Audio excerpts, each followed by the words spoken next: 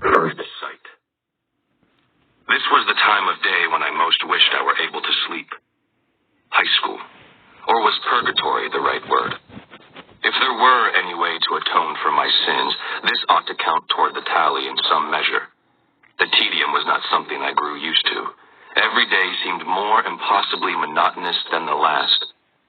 Perhaps this could even be considered my form of sleep, if sleep was defined as the inert state between active periods. I stared at the cracks running through the plaster in the far corner of the cafeteria, imagining patterns into them that were not there. It was one way to tune out the voices that babbled like the gush of a river inside my head. Several hundred of these voices I ignored out of boredom. When it came to the human mind, I'd heard it all before and then some. Today, all thoughts were consumed with the trivial drama of a new addition to the small student body. It took so little to work them up. I'd seen the new face repeated in thought after thought from every angle. Just an ordinary human girl. The excitement over her arrival was tiresomely predictable. It was the same reaction as one would get from flashing a shiny object at a group of toddlers. Half the sheep-like males were already imagining themselves infatuated with her, just because she was something new to look at. I tried harder to tune them out. Only 4 voices did I block out of courtesy, rather than distaste.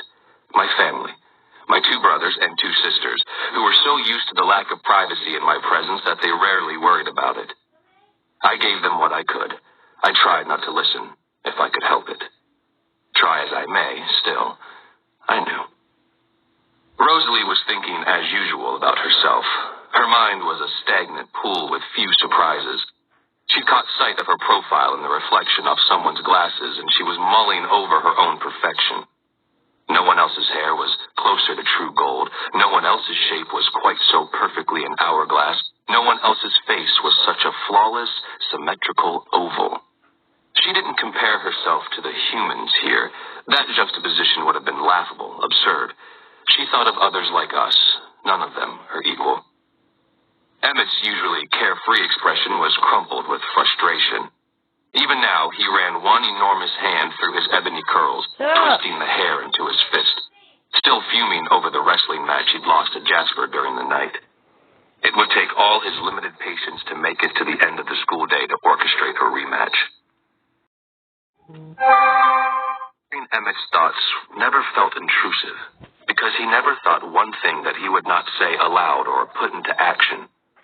Perhaps I only felt guilty reading the others' minds because I knew there were things inside that they wouldn't want me to know. If Rosalie's mind was a stagnant pool, then Emmett's was a lake with no shadows, glass clear. And Jasper was suffering. I suppressed a sigh. Edward. Alice called my name in her head and had my attention at once. It was just the same as having my name called aloud. I was glad my given name had fallen out of style in the last few decades. It had been annoying in the past. Anytime anyone thought of any Edward, my head would turn automatically. My head didn't turn now. Alice and I were good at these private conversations. It was rare that anyone caught us. I kept my eyes on the lines in the plaster. How was he holding up? She asked me. I frowned. Just a small change in the set of my mouth. Nothing that would tip the others off. I could easily be frowning out of boredom. Jasper had been still for too long. He wasn't performing human tics the way we all must, constantly in motion so as not to stand out, like Emmett pulling at his hair, Rosalie crossing her legs first one way, then the next, Alice tapping her toes against the linoleum, or me moving my head to stare at different patterns in the wall. Jasper looked paralyzed. His lean form ramrod straight, even his honey hair seeming not to react to the air wafting from the vents. Alice's mental tone was alarmed now, and I saw in her mind that she was watching Jasper in her peripheral vision. Is there any danger? She searched ahead into the immediate future, skimming through visions of monotony for the source behind my frown. Even as she did so, she remembered to tuck one tiny fist under her sharp chin and blink regularly. She brushed a tuft of her short, jagged black hair out of her eyes. I turned my head slowly to the left, as if looking at the bricks of the wall, sighed, and then turned to the right, back to the cracks in the ceiling. The others would assume I was playing human. Only Alice knew I was shaking my head. She relaxed. Let me know if it gets too bad. I moved only my eyes up to the ceiling above and back down. Thanks for doing this. I was glad I couldn't answer her aloud. What would I say? My pleasure? It was hardly that. I didn't enjoy tuning into Jasper's struggles. Was it really necessary to experiment this way? Wouldn't the safer path be to just admit that he might never be able to handle his thirst as well as the rest of us could, and not push his limits? Why flirt with disaster? It had been 2 weeks since our last hunting trip. That was not an immensely difficult time span for the rest of us.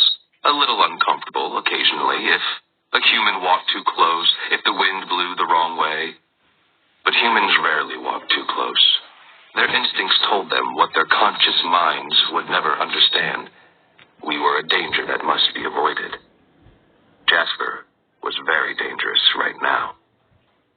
It did not happen often, but every now and then I would be struck by the obliviousness of the humans around us. We were all so accustomed to it. We always expected it, but occasionally it seemed more glaring than usual. None of them noticed us here, lounging at the battered cafeteria table, though an ambush of tigers sprawled in our places would be less lethal than we were. All they saw were 5 odd-looking people, close enough to human to pass. It was hard to imagine surviving with senses so incredibly dull. At that moment, a small girl paused at the end of the closest table to ours, stopping to talk to a friend. She tossed her short, sandy hair, combing her fingers through it. The heaters blew her scent in our direction. I was used to the way that scent made me feel. The dry ache in my throat, the hollow yearn in my stomach, the automatic tightening of my muscles, the excess flow of venom in my mouth. This was all quite normal, usually easy to ignore. It was harder just now with the reaction stronger, doubled as I monitored Jasper. Jasper was letting his imagination get away from him.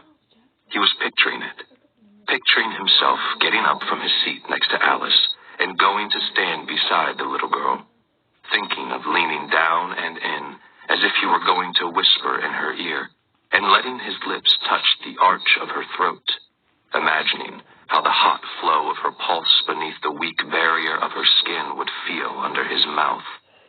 I kicked his chair. He met my gaze, his black eyes resentful for a second, and then looked down. I could hear shame and rebellion war in his head.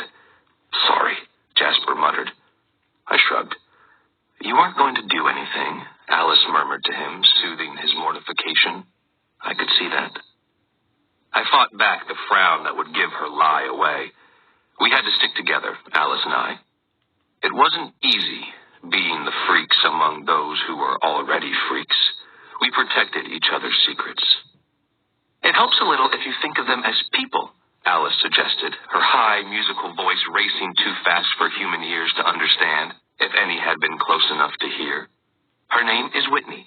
She has a baby sister she adores. Her mother invited Esme to that garden party. Do you remember? I know who she is, Jasper said curtly.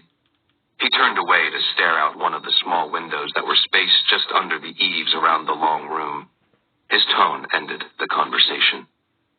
He would have to hunt tonight. It was ridiculous to take risks like this, trying to test his strength to build his endurance. Jasper should just accept his limitations and work within them. Alice sighed silently and stood, taking her tray of food, her prop, as it were, with her and leaving him alone. She knew when he'd had enough of her encouragement.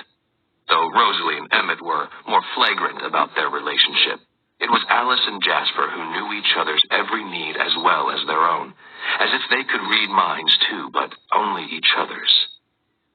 Edward. Reflex action. I turned to the sound of my name being called, though it wasn't being called, just thought.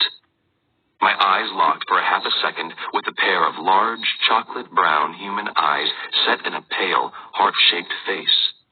I knew the face, though I'd never seen it myself before this moment. It had been foremost in every human head today. The new student, Isabella Swan, daughter of the town's chief of police, brought to live here by some new custody situation. Bella. She'd corrected everyone who'd used her full name. I looked away, bored. It took me a second to realize that she had not been the one to think my name. Of course she's already crushing on the Cullens, I heard the first thought continue. Now I recognized the voice. Jessica Stanley. It had been a while since she'd bothered me with her internal chatter. What a relief it had been when she'd gotten over her misplaced fixation. It used to be nearly impossible to escape her constant, ridiculous daydreams. I'd wished, at the time, that I could explain to her exactly what would have happened if my lips and the teeth behind them had gotten anywhere near her. That would have silenced those annoying fantasies. The thought of her reaction almost made me smile. Fat lot of good it will do her, Jessica went on. She's really not even pretty. I don't know why Eric is staring so much. Or Mike. She flinched mentally on the latter name. Her new obsession, the generically popular Mike Newton, was completely oblivious to her. Apparently, he was not as oblivious to the new girl, another child reaching for the shiny object. This put a mean edge to Jessica's thoughts, though she was outwardly cordial to the newcomer as she explained to her the commonly held knowledge about my family. The new student must have asked about us. Everyone's looking at me today, too, Jessica thought smugly. Isn't it lucky Bella has 2 classes with me? I'll bet Mike will want to ask me what she's... I tried to block the inane chatter out of my head before the petty and the trivial could drive me mad. Jessica Stanley is giving the new Swan girl all the dirty laundry on the Cullen clan, I murmured to Emmett as a distraction. He chuckled under his breath. I hope she's making it good, he thought. Rather unimaginative, actually. Just the barest hint of scandal. Not an ounce of horror. I'm a little disappointed. And the new girl? Is she disappointed in the gossip as well? I listened to hear what this new girl, Bella, thought of Jessica's story. What did she see when she looked at the strange, chalky-skinned family that was universally avoided? It was my responsibility to know her reaction. I acted as a lookout, for lack of a better word, for my family, to protect us. If anyone ever grew suspicious, I could give us early warning and an easy retreat. It happened occasionally. Some human with an active imagination would see in us the characters of a book or a movie. Usually they got it wrong, but it was better to move on somewhere new than to risk scrutiny. Rarely, extremely rarely, someone would guess right. We didn't give them a chance to test their hypothesis. We simply disappeared, to become no more than a frightening memory. That hadn't happened for decades. I heard nothing, though I listened close beside where Jessica's frivolous internal monologue continued to gush. It was as if there were no one sitting beside her. How peculiar. Had the girl moved? That didn't seem likely, as Jessica was still babbling at her. I looked up, feeling off balance, checking on my extra hearing. It wasn't something I ever had to do. Again, my gaze locked onto those wide brown eyes. She was sitting right where she had been before and looking at us. A natural thing to be doing, I supposed, as Jessica was still regaling her with the local gossip about the Cullens. Thinking about us, too, would be natural. But I couldn't hear a whisper. Warm, inviting red stained her cheeks as she looked down, away from the embarrassing gaffe of getting caught staring at a stranger. It was good that Jasper was still gazing out the window. I didn't like to imagine what that easy pooling of blood would do to his control. The emotions had been as clear on her face as if they were spelled out in words.